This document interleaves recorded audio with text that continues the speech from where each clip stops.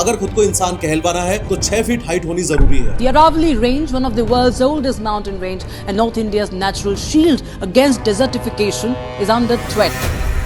Aravalli mountain range का तुम्हारे बाप की है कि जो तुम सिर्फ अपने एंगल से सोच रहे हो? करोड़ों जानवर, पक्षी, जीव जंतुओं के एंगल से कौन सोचेगा भाई? फिर एंट्री होगी माइनर्स की। वो माइनर्स आएंगे और बची कुची पहाड़ी को खोदकर, निचोड़कर पूरा पत्थर चूस लेंगे। राजस्थान साइड में तो हद ही हो गई। 128 में से 31 पहाड़ियां पूरी तरह काटकर जमीन में कन्वर्ट कर दी गई, मतलब पूरे पहाड़ के पहाड़ ही गायब कर दिए। अब बिल्डर्स और पॉलिटिशियंस की नजर अरावली पे पड़े तो वो उसको खुद के फायदे के लिए खतरनाक तरीके से मिसयूज ना करें, ऐसा हो सकता है क्या? और इससे भी ज्यादा जरूरी सवाल ये कि अचानक से इन अरावली माउंटेन रेंजेस की नई डेफिनेशन की जरूरत आखिर पड़ क्यों रही है?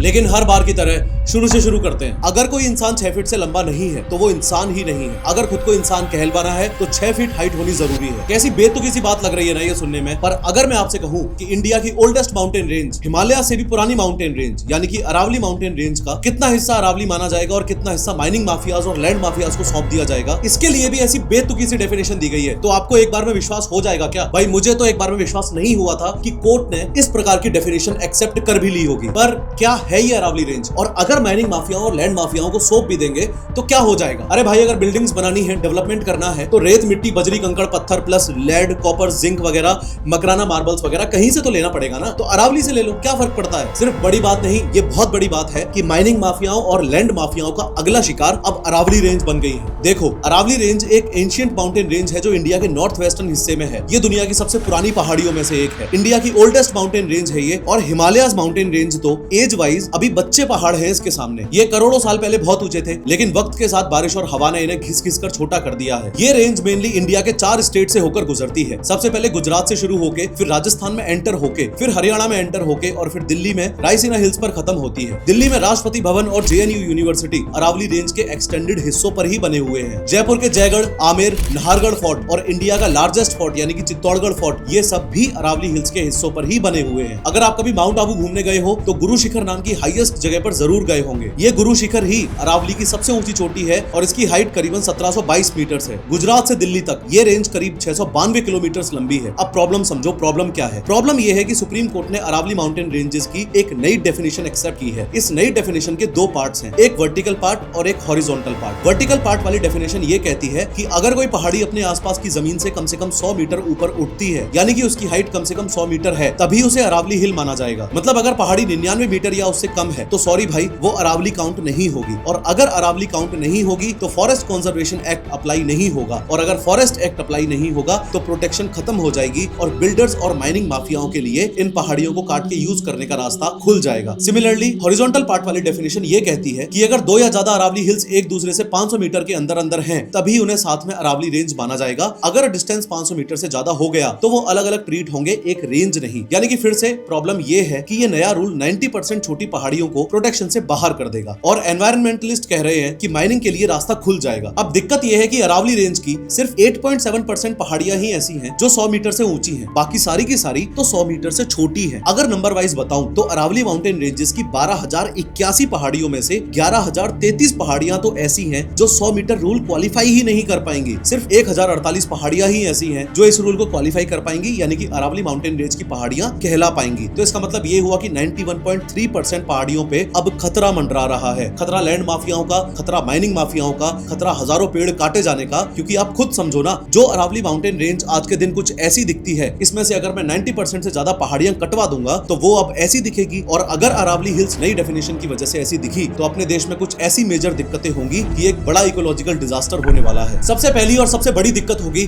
थार डेजर्टिफिकेशन की। देखो, थार डेजर्ट, जिसे द ग्रेट इंडियन डेजर्ट कहते हैं, वो सिर्फ रेत का ढेर नहीं है। ये एक सूखा इलाका है जो राजस्थान के वेस्टर्न साइड जैसलमेर, बाड़मेर, बीकानेर से लेकर पाकिस्तान तक फैला हुआ है। मैप में देखो, लेफ्ट साइड पाकिस्तान है, बीच में थार है और राइट साइड में अरावली की दीवार है, जिसके पीछे दिल्ली, हरियाणा, उत्तर प्रदेश छुपके बैठे हुए हैं। अब समझने वाली बात यह है कि डेजर्ट एक जमीन नहीं है, एक हालात है, यानी एक कंडीशन है, और ये अपनी जगह पे नहीं रहता, आगे बढ़ता है। थार में तेज वेस्टर्ली विंड्स चलते हैं जो लाखों टन बारीक रेत उड़ाती हैं। इन पार्टिकल्स के पैर नहीं होते, ये हवा के साथ उड़ते हैं और अगर कोई इन्हें रोके नहीं तो ये उपजाऊ जमीन पर कब्जा कर लेते हैं। जब उपजाऊ जमीन पर रेत की परत जम जाती है तो डेजर्ट बनने लगता है। इसके अलावा अलावा डेजर्ट अपने आसपास की हवा को भी सूखा बना देता है। गर्म हवा आसपास की हरी भरी जमीन की नमी चूस लेती है और वो भी सूख जाती है। इस पूरे प्रोसेस को ही डेजर्टिफिकेशन कहते हैं। और अगर अरावली रेंज की 90% पहाड़ियां काट दी तो तुम दिल्ली और उसके आसपास के इलाकों को डेजर्टिफिकेशन से नहीं बचा पाओगे। मतलब डेजर्ट कैंसर की तरह स्प्रेड होता है। अगर अरावली रेंज की 90% पहाड़ियां काट दी गई तो थार की रेत को रोकने वाला कोई नहीं होगा। वो सीधे गुरुग्राम, फरीदाबाद, दिल्ली, ईस्टर्न राजस्थान और उत्तर प्रदेश पर बरसेगी। तुम्हारे पार्क, खेत और गार्डन्स की मिट्टी पर रेत बिछना शुरू हो जाएगी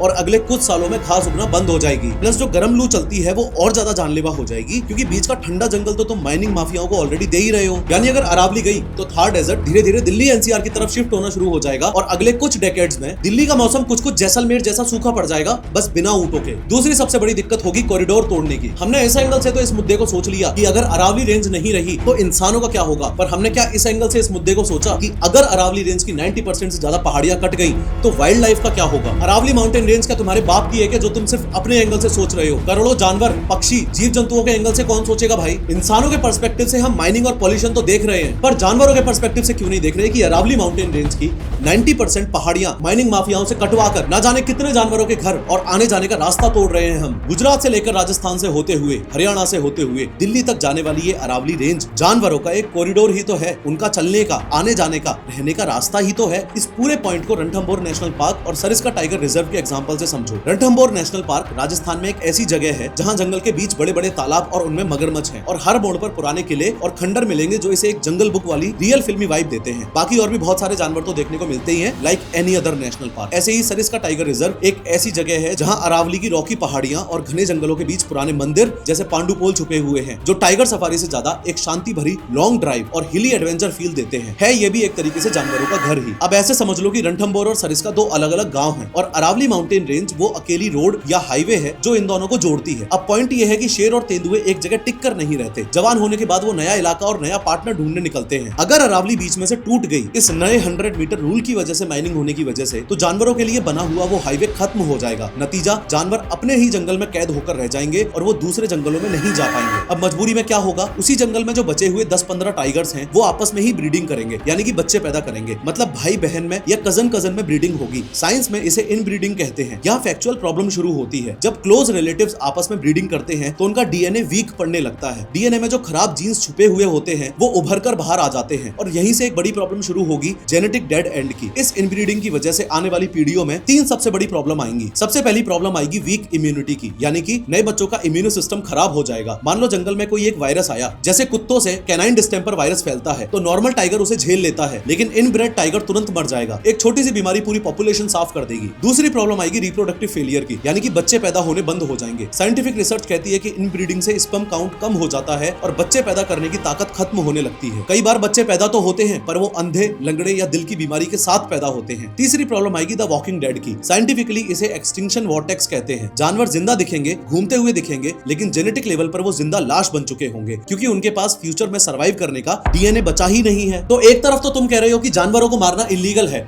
उन्हें भी जीने का हक है, और दूसरी तरफ उनका घर और उनके आने जाने का रास्ता तुम माइनिंग माफियाओं को सौंप रहे हो। अगर अरावली रेंज 90% काट दी तो तीसरी सबसे बड़ी दिक्कत होगी वाटर मैनेजमेंट की। देखो, इतना तो मैं मान के चल रहा हूं कि अगर तुमने ये वीडियो यहां तक देख ली है तो तुम लोगों को इतनी बेसिक बात तो समझ आ गई है कि ये नया 100 मीटर हाइट रूल असल में एक लाइसेंस है बर्बादी का। क्योंकि भले ही सुप्रीम कोर्ट ने फिलहाल अपने फैसले में ये भी बोला हो कि नए माइनिंग लाइसेंसेस ग्रांट नहीं किए जाएंगे जब तक एक प्लान अच्छे से तैयार नहीं हो जाता, लेकिन ओवरऑल लॉजिक ये लगाया गया है कि अगर कोई पहाड़ 100 मीटर से छोटा है तो वो अरावली माउंटेन रेंजेस में कैलकुलेट नहीं होगा। अब जैसे ही कोई पहाड़ अपनी हाइट की वजह से अरावली हिल्स से हटा तो सबसे पहले तो उस पे फॉरेस्ट लॉज लगना बंद हो गए और अब वो एक साधारण जमीन का टुकड़ा बन के रह जाएगा। फिर एंट्री होगी माइनर्स की। वो माइनर्स आएंगे और बची कुची पहाड़ी को खोदकर, निचोड़कर पूरा पत्थर चूस लेंगे, और अब जब पहाड़ गायब हो जाएगा, जमीन प्लेन हो जाएगी, तो वहां पर बिल्डर्स आएंगे और जो नेचुरल फॉरेस्ट था उसकी जगह पर एक कॉन्क्रीट सिटी खड़ी कर देंगे। मैं अज्यूम कर रहा हूं कि इतनी बात तो आपको समझ आ गई है। अब तीसरी प्रॉब्लम समझो कि ये वाटर क्राइसिस वाली प्रॉब्लम आखिर है क्या। देखो, अरावली रेंज और एक सिटी पानी के साथ बिल्कुल अलग बर्ताव करते हैं। अरावली बारिश के पानी को अपना दोस्त या मेहमान मानती है। ये एक स्पॉन्ज की तरह एक्ट करती है जिसकी जमीन में हजारों दरारें हैं। जैसे ही पानी गिरता है, अरावली उसे होल्ड करती है और धीरे धीरे जमीन के नीचे भेजती है। ये सीधा एक्यूफर्स यानी कि जो नेचुरल पानी के टैंक्स हैं उनको भरता है, जैसे ग्राउंड वाटर रिचार्ज होता है और सड़क पर पानी नहीं भरता। लेकिन अगर बिल्डर्स ने पहाड़ काटकर सिटी बना दी तो वो पानी को दुश्मन या कचरा मानेगी। सिटीज में मैक्सिमम कंक्रीट और सड़क होते हैं जो वाटर प्रूफ होते हैं। सिटी का पूरा डिजाइन ही पानी को जमीन से दूर भगाने के लिए होता है। पानी सील हो जाता है, अंदर नहीं जा सकता, बस सड़क पर जमा हो जाता करता है और नालों में बह जाता है। इसका नतीजा ये होगा कि अरावली की 90% पहाड़ियां कटने से दो सिनेरियोज क्रिएट होंगे, पहला फ्लड और दूसरा ड्रॉट यानी कि सूखा पड़ना। इस बात को हल्के में लेना बहुत बड़ी बेवकूफी है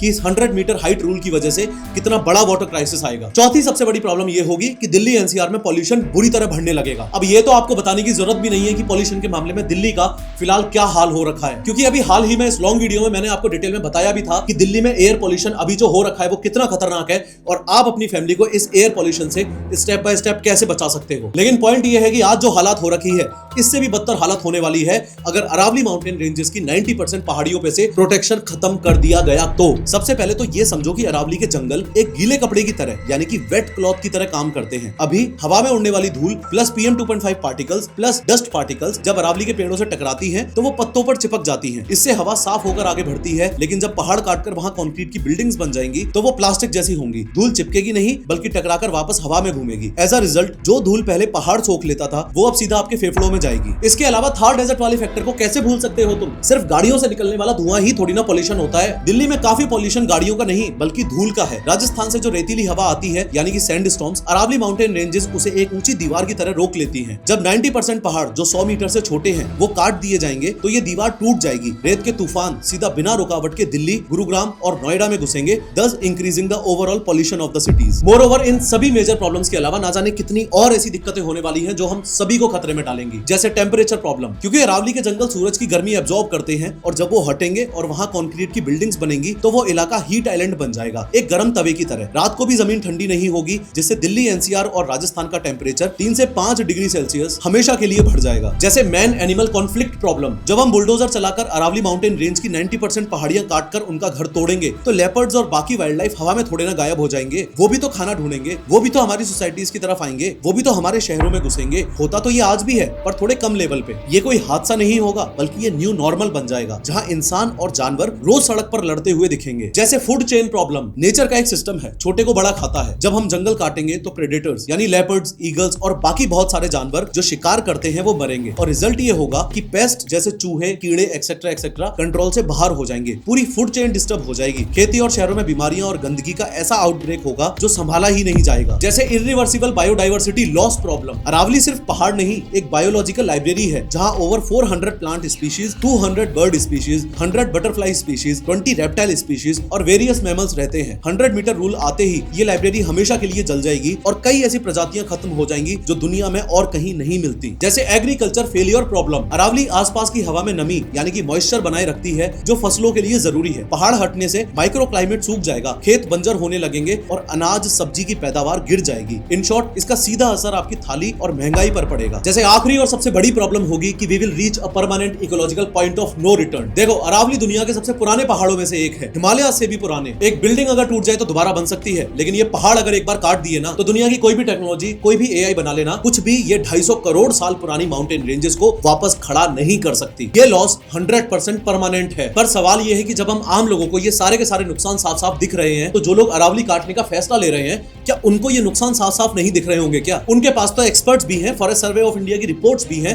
हमसे ज्यादा डेटा भी है, फिर भी वो अरावली माउंटेन रेंजेस के खिलाफ फैसला क्यों ले रहे हैं? अरावली माउंटेन रेंजेस ने क्या बिगाड़ा है उनका? और इससे भी ज्यादा जरूरी सवाल ये कि अचानक से इन अरावली माउंटेन रेंजेस की नई डेफिनेशन की जरूरत आखिर पड़ क्यों रही है? अचानक से ये बात सुप्रीम कोर्ट में आई कैसे? तो पॉइंट ये है कि ये मामला कोई आजकल का नहीं है, ये 30-40 साल पुराना मामला है। 1980s और 1990s में हरियाणा और राजस्थान में एक टाइप का गोल्ड रश चला था। गोल्ड रश का मतलब होता है कि जब बहुत सारे लोग एक साथ किसी जगह पर सोना ढूंढने के लिए भागते हैं ताकि जल्दी से जल्दी अमीर बन सके। पर यहाँ लड़ाई सोने यानी कि गोल्ड की नहीं थी बल्कि पत्थर की थी। तो इसे एक तरीके से आप देसी लैंग्वेज में पत्थर रश मान लो। यहाँ रियल एस्टेट बूम कर रहा था, बिल्डिंग्स बनाने के लिए रोडी और बजरी चाहिए थी, तो बिल्डर्स और पॉलिटिशियंस ने देखा कि भाई अरावली तो खजाना है। अब बिल्डर्स और पॉलिटिशियंस की नजर अरावली पे पड़े तो वो उसको खुद के फायदे के लिए खतरनाक तरीके से मिसयूज ना करें। ऐसा हो सकता है क्या? तो इलीगल माइनिंग शुरू हुई और बात सिर्फ पेड़ काटने तक सीमित नहीं रही बल्कि पूरे के पूरे पहाड़ गायब होने लगे। अब अरावली रेंज कोई एक स्टेट की तो थी नहीं, गुजरात से दिल्ली तक फैली हुई है वो तो हर स्टेट अपने अपने हिसाब से अरावली की डेफिनेशन को तोड़ मरोड़ के अपने अपने हिसाब से चेंज कर रहा था ताकि दबा के माइनिंग कर सके। और जब ग्राउंड लेवल पर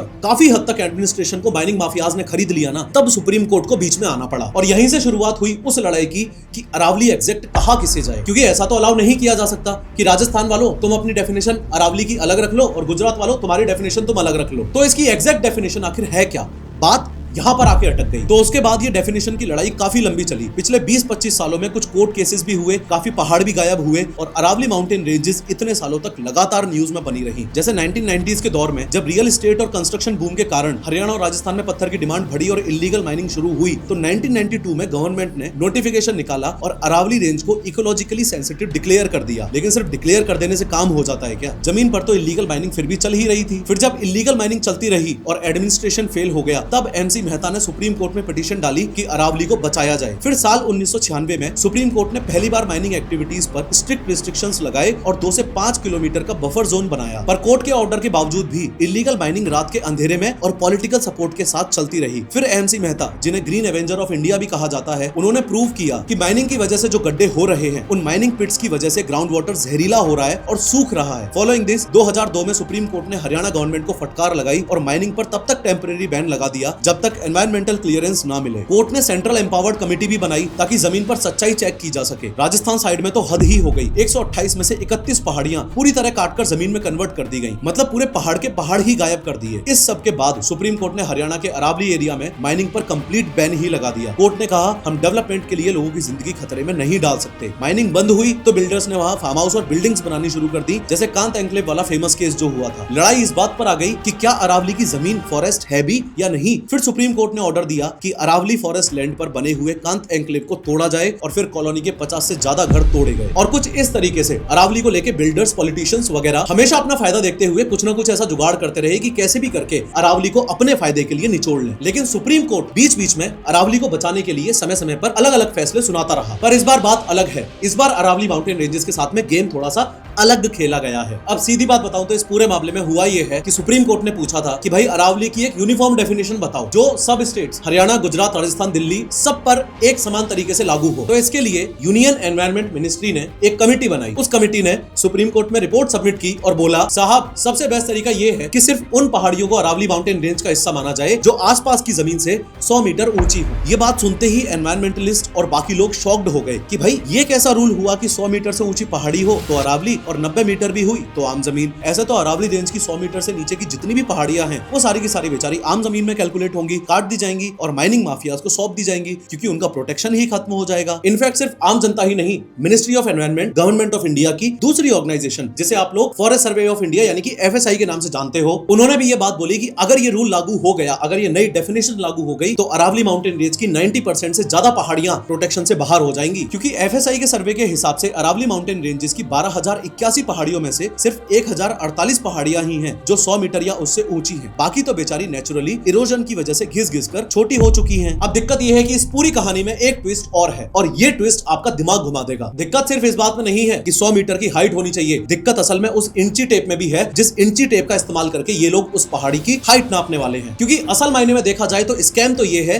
कि 100 मीटर नापा कहां से जाएगा। सच कहूं तो इस डेफिनेशन में ऐसा एक टेक्निकल ट्रैप छुपा के रखा हुआ है जो आपकी आंखों में धूल झोंक रहा है। और इस टेक्निकल ट्रैप को समझने का सबसे आसान तरीका है अपने इंडिया के अलग अलग रेलवे स्टेशन पर लगा हुआ ये पथरीला येलो कलर का जो बोर्ड होता है वो। आपने अगर नोटिस किया हो तो इन बोर्ड्स पर रेलवे स्टेशन के नाम के अलावा नीचे हाइट और लिखी रहती है और हाइट लिखते वक्त लिखा जाता है XYZ मीटर की ऊंचाई फ्रॉम सी लेवल या फिर समुद्र तल से इतनी ऊंचाई। अब दिक्कत यह है कि सुप्रीम कोर्ट ने अरावली माउंटेन रेंजेस की जो न्यू डेफिनेशन एक्सेप्ट की है ना, उसमें स्पेसिफिकली हाइट को कैलकुलेट करने के बारे में ऐसा लिखा गया है कि सिर्फ उन्हीं हिल्स को अरावली माउंटेन रेंजेस में कैलकुलेट किया जाएगा जो आसपास की जमीन से 100 मीटर ऊंची होंगी। ट्रैप को समझो, सारा ट्रैप इस शब्द में छुपा हुआ है, आसपास की जमीन। अब आसपास की जमीन क्या, इसकी तो कोई डेफिनेशन है ही नहीं, क्योंकि जमीन एक जैसी थोड़ी ना होती है। कहीं पे ऊंचाई है जैसे जहां पहाड़ टीले वगैरह हो और कहीं पे नीचाई है जैसे जहां वैलीज हो। तो अरावली हिल्स की हाइट कैलकुलेट करते वक्त ये लोग आसपास की जमीन मानेंगे किसे? यही रीजन था कि इन जनरल दुनिया में साइंटिस्टों को एक ऐसा पॉइंट चाहिए था जहां से सारी हाइट एक समान हो। यानी कि साइंटिस्टों ने ये डिसाइड किया कि पूरी दुनिया के लिए एक कॉमन बेस होना चाहिए जो कभी ना चेंज हो, और वो कॉमन बेस क्या था? समंदर, यानी कि सी लेवल। क्योंकि समंदर का पानी ग्रेविटी की वजह से पूरी दुनिया में लगभग एक ही लेवल पर रहता है, इसलिए पूरी दुनिया में MSL यानी कि मीन सी लेवल को 0 माना जाता है, चाहे आप अमेरिका में हो या इंडिया में। 100 मीटर की हाइट का मतलब है सी लेवल से 100 मीटर ऊपर। ये फिक्स्ड है, इसमें चीटिंग नहीं हो सकती। अब डेफिनेशन में 100 metre height from sea level ना लिख के 100 मीटर हाइट फ्रॉम आसपास की जमीन लिख के अरावली माउंटेन रेंजेस को खतरे में डाल दिया गया है। क्योंकि कमिटी ने बोला है कि हम हाइट सी लेवल से नहीं बल्कि पहाड़ के बेस यानी कि सराउंडिंग लैंड से नापेंगे। ये सुनने में तो नॉर्मल लग रहा है, पर असलियत ये है कि आसपास की जमीन की कोई स्पेसिफिक डेफिनेशन है ही नहीं। पहाड़ के आसपास की जमीन का मतलब क्या वो जमीन जो पहाड़ के बिल्कुल नीचे है, या वो रोड जो 1 किलोमीटर दूर है, या वो प्लेट्यू जो पहले से ही ऊंचा है। कोई स्टैंडर्ड ही डिफाइन नहीं किया है कि कहां से इंच टेप रखना शुरू करना है, जिसका जहां मन करेगा वहां से नाप देगा। और इसमें सबसे बड़ा खतरा यह भी है कि अरावली रेंज ऑलरेडी कई जगह पर प्लेट्यू यानी कि एक पथरीले इलाके के ऊपर ही स्थित है। इमेजिन करो, जमीन पहले से ही सी लेवल से 100 मीटर ऊंची है, जैसे एक टेबल, उस टेबल पर 80 मीटर की पहाड़ी है। तो अब सी लेवल से अगर कैलकुलेट किया जाए तो पहाड़ी की असली हाइट हुई 300 प्लस 80 = 380 मीटर। लेकिन नया रूल बोले कि भाई नीचे की जमीन मत गिनो, सिर्फ टेबल के ऊपर की हाइट गिनो। तो उस हिसाब से उस पहाड़ी की हाइट आई सिर्फ 80 मीटर, और क्योंकि वो 100 मीटर से कम है तो वो अरावली माउंटेन रेंज का हिस्सा मानी ही नहीं जाएगी और तोड़ दी जाएगी। एक मेजर प्रॉब्लम हालांकि यहाँ पे ये भी है कि ये गलत तरीके से 100 मीटर हाइट नापने वाला रूल बिल्डर्स के लिए एक ड्रीम लूप होल है। ये रूल इलीगल माइनर्स और बिल्डर्स के लिए खुली तिजोरी जैसा है, क्योंकि मान लो एक पहाड़ी 103 मीटर ऊंची है लोकल जमीन से, तो वो इस नई डेफिनेशन वाले रूल के हिसाब से एक फॉरेस्ट है और प्रोटेक्शन मानी जाएगी। लेकिन अगर उन ग्रुप ऑफ बिल्डर्स को पॉलिटिशियंस के साथ मिलके इस पहाड़ी में इलीगल माइनिंग करवा के अपनी जेब भरनी है, तो वो बिल्डर रातों रात ट्रक्स भर के मलबा लाएगा और पहाड़ी के पास आसपास की जमीन पर डाल देगा। और ऐसा करके अगर उसने आसपास की जमीन की हाइट 5 मीटर भी बढ़ा दी तो अब पहाड़ी की हाइट होगी 103 - 5 = 98 मीटर, और 100 मीटर से कम होते ही वो पहाड़ी फॉरेस्ट नहीं कहलाएगी, प्रोटेक्शन से बाहर हो जाएगी और अगले दिन उस पे भी माइनिंग का काम शुरू हो जाएगा। पर प्रोफेसर, तुमने तो वीडियो की शुरुआत में बोला था कि सुप्रीम कोर्ट ने तो न्यू माइनिंग लीजेस पर बैन लगा दिया है। तो अगर सुप्रीम कोर्ट ने न्यू माइनिंग लीजेस पर बैन लगा दिया है, यानी कि नई कंपनीज को अरावली माउंटेन रेंजेस पर माइनिंग करने की परमिशन दी ही नहीं जाएगी, तो फिर तो अरावली सुरक्षित है।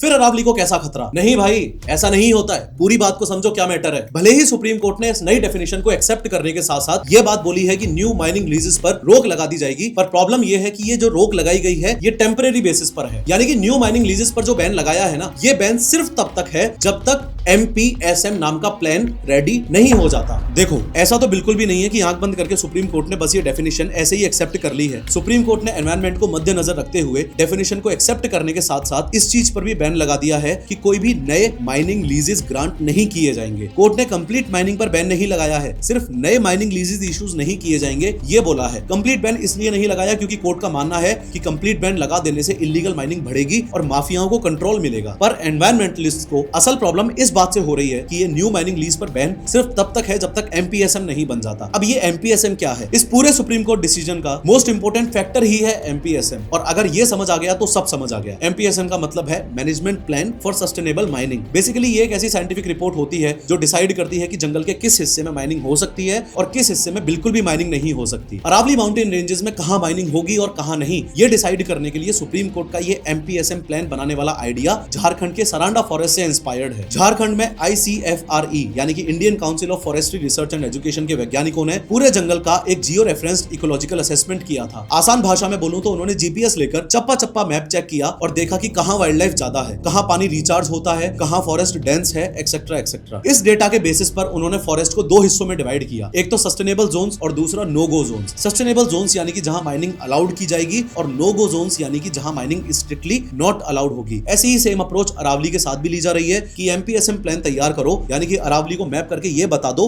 कि कहां माइनिंग हो सकती है और कहां माइनिंग बिल्कुल नहीं हो सकती। लेकिन सुप्रीम कोर्ट ने तो बोल दिया है ना कि प्लान इस तरीके से बनाना कि एनवायरनमेंट को कोई खतरा नहीं होना चाहिए। तो फिर ये एनवायरनमेंटलिस्ट जो हैं, इनको प्रॉब्लम क्या हो रही है? फिर क्यों ये लोग विरोध कर रहे हैं और सुप्रीम कोर्ट से रिक्वेस्ट कर रहे हैं कि इस डिसीजन को एक बार रिव्यू किया जाए? देखो, ऐसा इसलिए क्योंकि उन्हें डर है कि हिस्ट्री फिर से रिपीट होगी, क्योंकि सरांडा फॉरेस्ट में भी ऐसा ही कुछ हुआ था। सरांडा फॉरेस्ट के लिए जो प्लान बना था उसमें पहले 80% एरिया को नो माइनिंग जोन डिक्लेयर कर दिया गया था, लेकिन बाद में सरकार ने प्रेशर डालकर रीअसेसमेंट का बहाना बनाकर वो जोन्स खुलवा लिए क्योंकि वहां नीचे आयरन ओर छुपा हुआ था। तो अरावली के केस में भी यही डर बना हुआ है कि पहले MPSM बनेगा, स्ट्रिक्ट रूल्स बनेंगे, पर बाद में पॉलिटिशियंस और बिल्डर्स मिलकर धीरे धीरे उन रूल्स को डाइल्यूट करवा के अपने फायदे के लिए माइनिंग के दरवाजे खुलवा लेंगे। तो लोगों को लग रहा है कि अरावली माउंटेन रेंजेस के साथ ये पूरा का पूरा गेम इंटेंशनली खेला जा रहा है। फिलहाल राहत की बात बस इतनी सी है कि सुप्रीम कोर्ट ने बोला है कि जब तक ये MPSM न्यू प्लान माइनिंग के लिए रेडी नहीं हो जाता तब तक न्यू माइनिंग लीजेस ग्रांट नहीं किए जाएंगे। इस वीडियो में मैंने डिटेल में बताया है कि आप अपने परिवार को इंडिया के बढ़ते हुए एयर पॉल्यूशन से